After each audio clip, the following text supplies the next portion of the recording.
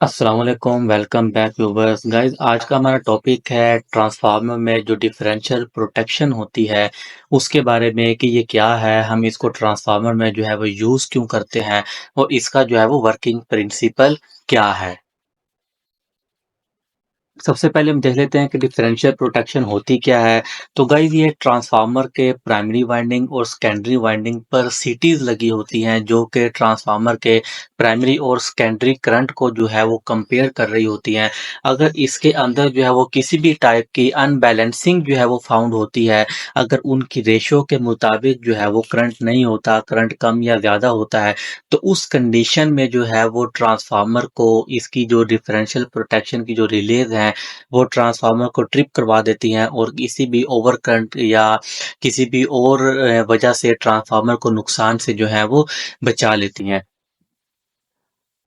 ये आप ट्रांसफार्मर की जो है ये आप देखें कि ये किस्म की प्राइमरी वाइंडिंग है जो कि डेल्टा में कनेक्टेड है और ट्रांसफार्मर की ये सेकेंडरी वाइंडिंग है जो कि स्टार में कनेक्टेड है। ये ट्रांसफार्मर की प्राइमरी वाइंडिंग पर 3 सिटीज़ लगी हुई हैं तीनों फेजेज़ पर, और ये जो सेकेंडरी वाइंडिंग है ये उसकी तीनों फेजेज़ पर जो है वो सिटीज़ लगी हुई हैं। तो ये जो सिटीज़ हैं ये सेकेंडरी और प्राइमरी करंट को जो है वो कंपेयर कर रही होती है। लेट्स सपोज अगर हम इसका प्राइमरी करंट लें, प्राइमरी करंट जो है वो 100 एम्पीयर है और सेकेंडरी करंट जो है अगर हम बात करें 500 एम्पीयर है, तो क्या होगा कि जो प्राइमरी साइड है उस पर सीरीज हम लगाएंगे 100/5 की या 100/1 की, मतलब जितना टोटल उसका करंट होगा उसके मुताबिक लगाएंगे, और सेकेंडरी पर जो है हम लगाएंगे 500/5 की या 500/1 की, जो भी हम लगाएंगे दोनों साइड पर हम सेम टाइप की रखेंगे।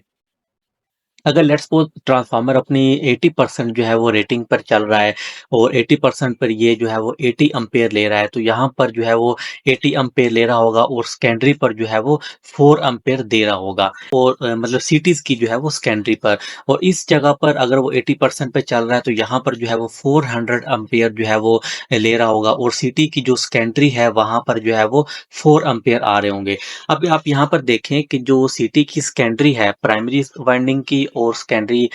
वाइंडिंग साइड की जो सिटीज है, उन दोनों का जो सेकेंडरी एम्पेयर है वो सेम है, 4 एम्पेयर है। लेकिन लेट्स सपोज कोई अब नॉर्मलिटी जो है वो होती है, कोई ट्रांसफार्मर की सेकेंडरी साइड पर या प्राइमरी साइड पर कोई ऐसा लूजनेस की वजह से या किसी और की वजह से करंट जो है वो अप डाउन होता है, तो उस बेस पर जो है वो क्या होगा। लेट्स सपोज यहाँ पर जो प्राइमरी साइड है यहाँ पर अगर हम ले लेते हैं कि 80 की बजाय जो है वो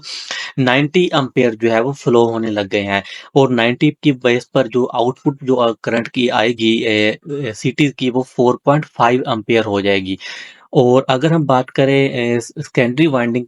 की साइड की, तो वहां पर अगर सपोज करें कि जी 400 एम्पेयर ही फ्लो हो रहा है, ठीक है, और उसकी आउटपुट जो है वो रिले देगी 4 एम्पेयर, तो यहाँ पर रिले जो है वो 4 एम्पेयर दे रही है, यहाँ पर रिले जो है वो 4.5 एम्पेयर दे रही है। तो डिफरेंशियल प्रोटेक्शन जो है वो बेसिकली क्या करेगी, वो प्राइमरी साइड पर जो सिटीज लगी हैं उसकी आउटपुट को और जो सेकेंडरी साइड पर सिटीज लगी हैं उसकी आउटपुट को कंपेयर करेगी। अगर उनके अंदर कोई डिफरेंस आएगा, उसकी बेस पर जो है वो ट्रांसफार्मर को ट्रिप करवा देगी। अब इसकी जो डिफरेंस है वो इसकी जो है वो एक लिमिट होती है 15 to 20%, अगर डिफरेंस आए तो इट्स ओके, अगर उससे ज्यादा आए तो क्या होता है वो ट्रिपिंग करवा देती है।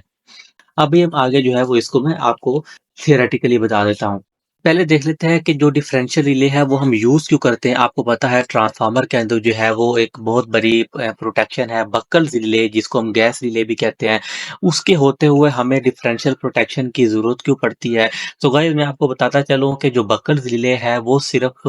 इंसुलेटेड ऑयल के अंदर जो है वर्क करती है। अगर ऑयल के अंदर कोई अबनॉर्मेलिटी आई है,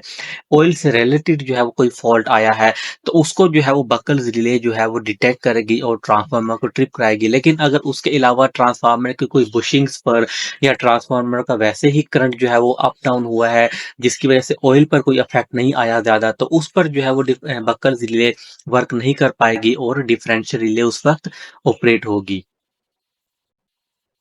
अब हम देख लेते हैं कि डिफरेंशियल प्रोटेक्शन की वर्किंग क्या होती है। तो गाइस ये तो मैंने आपको बता दिया कि सीटीज़ लगी होती हैं दोनों प्राइमरी और सेकेंडरी साइड पे। लेकिन जो सीटीज़ की आउटपुट है, जिसपे एक साइड पे 4 एम्पीयर और एक साइड पे 4.5 एम्पीयर आया था, वो जो है वो ऑपोज़िट वे में लगी होती है कि जैसे ही कोई रिजल्टेंट करंट जो है वो होगा, कोई डिफरेंस आएगा, जैसे वहाँ पर 0.5 एम्पीयर का डिफरेंस आया था, तो वो 5.5 एम्पीयर जो है वो रिले के अंदर से पास हो जाएँगे।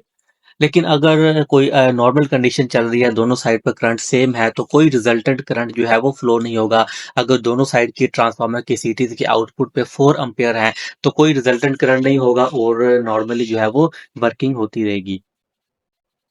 लेकिन कोई मेजर फ़ॉल्ट आता है, जैसे मैंने आपको वहाँ शो किया, एक साइड पे 4 था, एक साइड पे 4.5 था, तो वो जो 0.5 एम्पीयर है, वो रिजल्टेंट करंट होगा और वो रिले के थ्रू जो है वो पास होगा और रिले को ऑपरेट करवा देगा।